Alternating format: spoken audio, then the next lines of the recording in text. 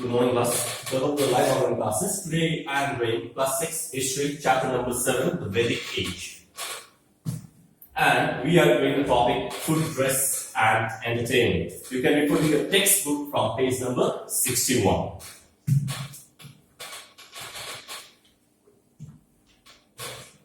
Now, the first topic that I am going to discuss is food. Food and drinks. Food and drinks. I am going to make you understand. So, milk and milk product formed an important diet of Aryans. So, in the food, we come to know that milk and milk products formed an important food product of the Aryans. They used to eat rice, barley. Now, barley is jaw, and wheat is gaho, They used to eat, rice, barley, wheat, fruits, and vegetables. They also liked honey, which is also called madhu, and ate meat, occasionally or sometimes. They consumed or they eat or drink, soma. They also used to drink soma, and another word is S-U-R-A, sura, These are made from the plants. These drinks are made from the plants, in order to offer the god or to get intoxicated, It's a kind of intoxicating drink which is used during festivals like Tihar, etc. So, festival means a day of celebrations and religious rituals.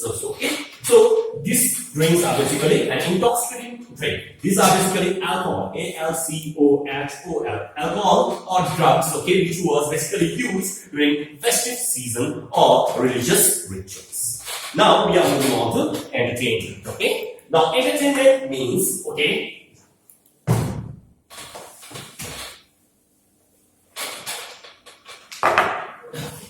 Now we are moving on to entertainment. The Aryans enjoy horse racing. So in your book it is written chariot racing. It's actually horse racing. Gambling also. They used to gamble. They used to play dice. Dice means pasa. So akar pasa. It means pasa means a small cubes are used, with each size having, different, number of spots. This is known as pasa. It looks like dice is basically, the oldest form of chess. And they used to play with dice, They used to gamble, and music and hunting were their favorite, entertainment. Music and dance were their favorite pastimes, we can say, The chief musical instruments were veena, Veena, in Nepali it is called, veena, Veena, It is also known as V-I-N-A, Veena, It's a string musical instruments, with 4 main strings, with 4 main strings and 3 auxiliary strings, So it's known as Veena and a flute. So the main musical instruments was Veena and flute for entertainment.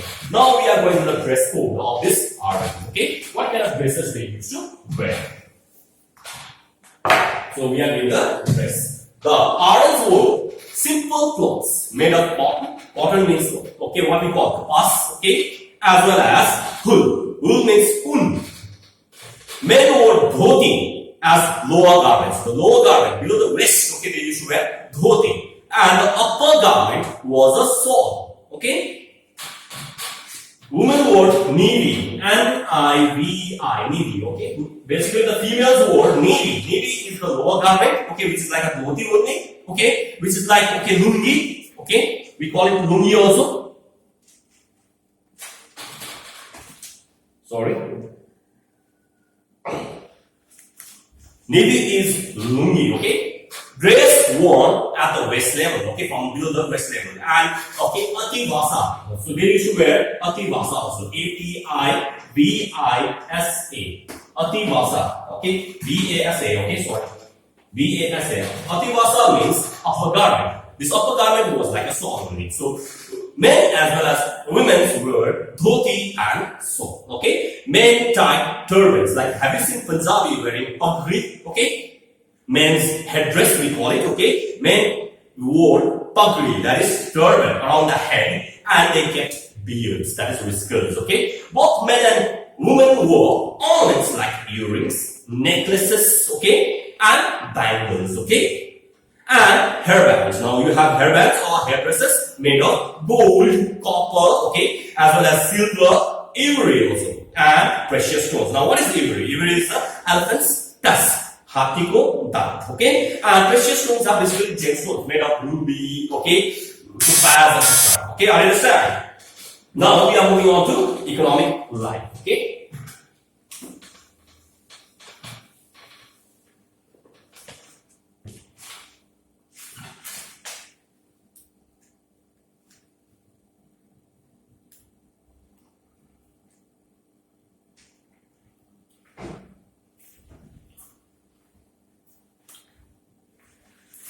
Now we are moving on to economic life. Let's look at the economic life. ECONOMIC, economic life. Now, in the first in the economic life, we will be studying about occupation or jobs of people. Okay, during the early Vedic age. Okay, so we are looking at OCCUPAEION, occupation of the people. Okay, living in the early Vedic age. During the early Vedic age, the Aryans first depended upon hunting and domestication of animals. So at this time, they did not know about agriculture. At this time, they basically depended on hunting animals, okay, and domestication of animals for milk and milk products, as well as for meat, okay, skin, hides, etc., okay, for livelihood, for living. They would raise animals like cows, sheep, goat, horses, donkeys, and dogs. These are all domesticated animals or tamed animals. Cow was the symbol of wealth. Now, cow, if you have cow, it basically states that you are rich. Okay, state of being rich is if you own a cow, and it also represents your status in the society or position in the society, how wealthy you are. And king used to give cows as gift to priests or Brahmins. So king was the person who used to give lots of cows, okay, to priests. When priests basically performed yasanas or performed religious ceremonies, okay. After these religious ceremonies, okay, basically the king used to give. Today also in a Hindu custom, okay, when there is a funeral, after funeral rites, okay, we basically give a voluntary gift as a dhan. Okay, or dakshina we call it, okay? That dakshina is basically a cow. Dakshina we give it, okay? Horses were used for pulling chariots. Now, whenever we are talking about horses were used not only for hunting purposes or for racing only, it was also used for pulling chariots. Pulling, okay? Carriage. Carriage means a four-wheel vehicle or a two-wheel vehicle, okay? And bull and oxen was also used. Now, what is a bull? Bull means son. Do you know what is a son? Sometimes at home, okay, your mother or your father calls you Sare also. This is known as Sare. Bull means Sare, okay? Sare we call it, okay? It's an adult male cattle, okay? And, okay, oxen. O-X-E-N. Oxen means basically guru. Oxen means basically guru. Now, I think you have, okay, you have eaten guru, okay, sometimes, okay, if your caste allows it, okay, guru, and it is also called bovine, okay, B-O-V-I-N-E, bovine, okay, what we call animal. It is also called bovine animal. These two animals were used for agricultural purposes, for plowing the field, for tilling the land, etc. Okay, they were used for farming, okay. As they adopted agriculture, so after they learned about agriculture, they gained knowledge about growing different types of crops in different seasons. They used agricultural tools, so they used agricultural instruments like plows, etc., which was made of copper and wood. Okay. They also practiced other occupations like weaving. Weaving means making cloth. Okay. Carpentry, wood making or furniture making. Pottery, making of pots for storing, liquid or storing solid, as well as for cooking, etc. And serving the food. And metalwork was other type of occupation. So metalwork means making instruments made of metal, During later Vedic age, so during the later Vedic age, now we come to the later Vedic age, Their main occupation, okay, was agriculture, not hunting nor domestication of animals. So the main occupation was only farming. As cattle rearing lost that importance of value. Now they were not domesticating any animals at this time. As they started growing crops in the field, they needed permanent houses. So when you are, let's take for example, if you are a farmer and you are growing crops in the field, you need a place, okay, to stay, to look and watch the crops.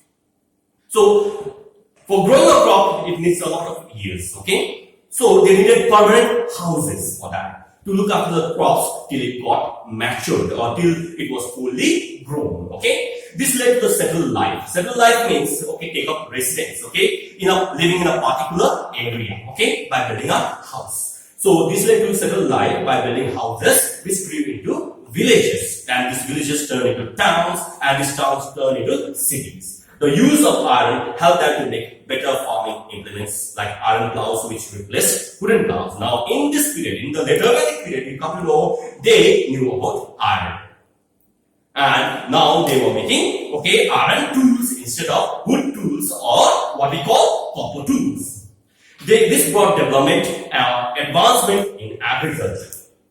This period also saw the use of mud pottery, we call it, or mud vessels, which was known as painted grey ware pottery for storing food, cooking food, and serving food, as well as storing liquid and solid foods.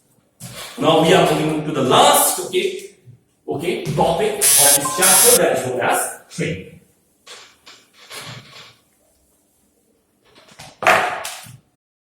Now, trade actually means business. It means buying and selling of goods and services. So, trade means exchange of goods. Okay? Now, during the early Vedic period, trade developed. So, during the early Vedic, okay, this business began and was carried out through barter system. So, buying and selling of goods was carried out through barter system. B-A-R-T-E-R, barter system.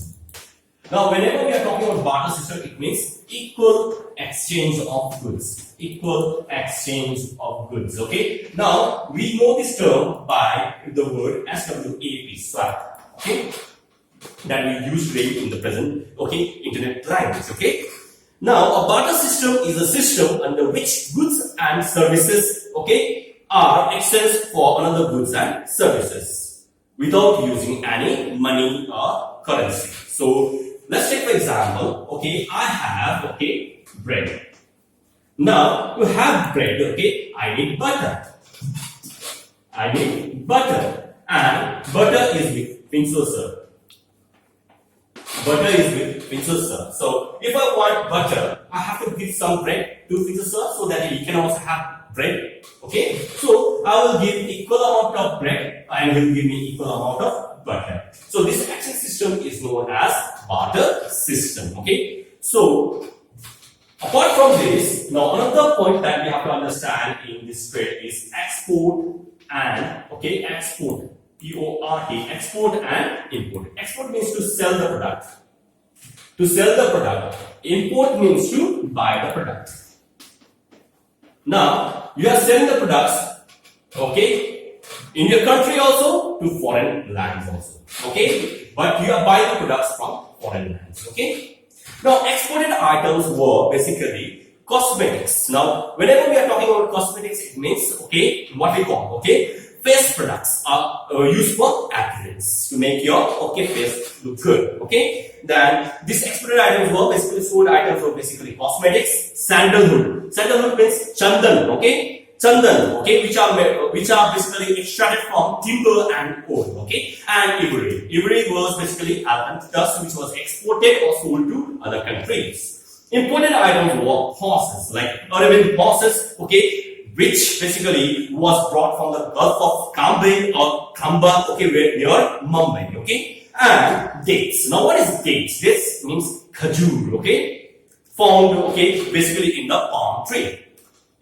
During later Vedic age, okay, you find this trade became more developed and advanced. A group of merchants called guilds, okay. So there was a group of merchants who used to look after and protect the businessman who was doing business inside the country, as well as the businessman who was coming from the foreign land, because they were doing business in different kingdoms and going through different territories. So let's read this one.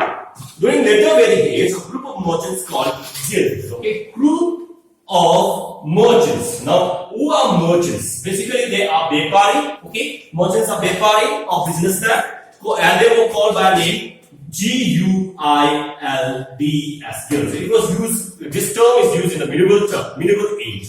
During the 17th and 18th century. If you look back to history, this guild means club of businessmen. This means club of businessmen. You should protect the benefit of the traders or business. In older times, traders had to pass through many kingdoms. They had to go from one place to another, pass through many kingdoms, many places, and even forests, valleys, mountains, etc. So they usually traveled in caravans. Now, what is a caravan? So when they were passing from one place to another, they used to travel by caravans. Caravans are basically vehicle, which is equipped or made with living facilities, and it is basically pulled by a car or a horse and used for vacation even today. So they used to travel in caravans and form guilds to protect their interests. So Niska, Swarna and Satamana were the names of gold coins, basically in circulation. So gold coins were used for trade in this time, in the later Vedic age. And there were three gold coins, Niska, Swarna and Satamana. They were the gold coins that was used during this later Vedic age. Both domestic and foreign trade developed during this period. So you can see exported items were medicinal plants, which are also called aushadhi. Medicines, clothing and leather products were basically exported or sold inside the land as well as to the foreign countries. The Vedic age ended around 600 BC. During 600 BC, the Vedic age ended. BCE. I'm writing BCE. The future monarchies of India were built on the social and political framework of the Aryans. What it means is, the future Samrat, we call it, or Adhiraj, or Maharaja Adhiraj, basically they are kings and queens, or emperors, basically, build the empire on the idea, or of ruling and supporting, society which came actually from the Aryans. What is social ideas? Now we are talking about the social structure of the Aryans, how they supported the people and humans. And political means relating to the way power is achieved and used in a country is known as political power. So the future monarchies basically use the ideas that were basically laid by the Aryans. How to rule the society and support society that was learned from the Aryans. With this, I have completed this chapter called the Vedic Age. Thank you for listening. Have a good day.